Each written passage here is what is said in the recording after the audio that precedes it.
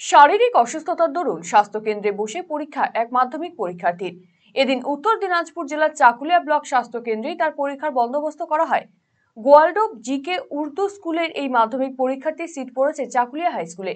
পারিবারিক অশান্তির জেরে রবিবার বিষ খেয়ে আত্মহত্যার চেষ্টা করে ওই পরীক্ষার্থী। দ্রুত তাকে নিয়ে আসা হয় চাকুলিয়া গ্রামীণ হাসপাতালে। সেখানে চিকিৎসার পর সোমবার সুস্থ বোধ করে।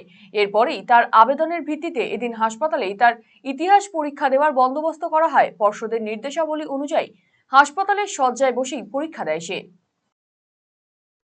মাধ্যমিকের ইতিহাস বিষয় পরীক্ষা।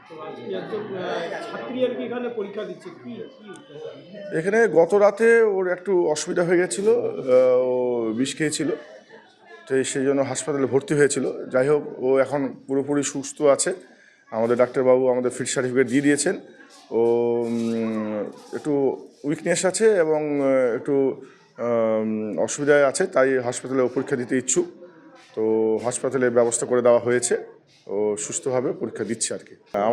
আমাদের পক্ষ থেকে, বোর্ডের পক্ষ থেকে এবং এখানে অফিসার ইনচার্জের পক্ষ থেকে এবং চাকুলিয়া সেন্টারের পক্ষ থেকে এখানে পরীক্ষাটা আমাদের ব্যবস্থা করছে।